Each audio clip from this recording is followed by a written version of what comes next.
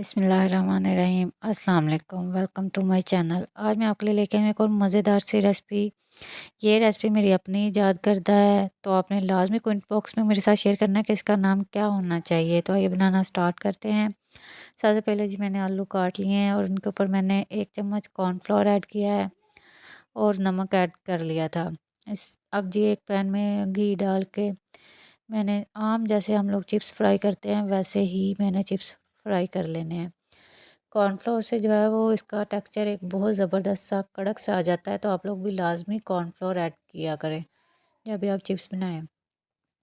अब जी चिप्स के बाद मैं नेक्स्ट स्टेप की तरफ आ गई थी। थोड़ा सा मैंने ऑयल लिया और उसमें मैंने बोनलेस चिकन ऐड कर दिया है। अब इसको तब तक मैंने फ्राई करना है जब तक ये अपना कलर चेंज ना कर ले।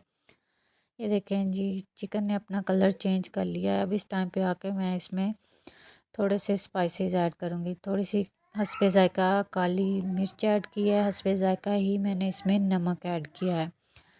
थोड़ी सी मैंने इसमें जी सॉसेस ऐड करनी है, सोया सॉस ऐड करनी है और चिली सॉस ऐड करनी है। ये भी आप अपने टेस्ट के हिसाब से ऐड कर सकते हैं।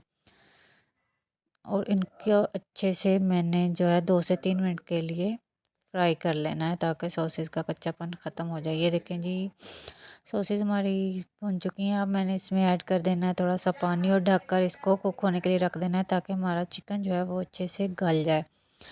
2 मिनट के लिए बस इसको मैंने दम वाली आंच पे रखा था। ये देखें जी चिकन हमारा अच्छे से कुक हो चुका है।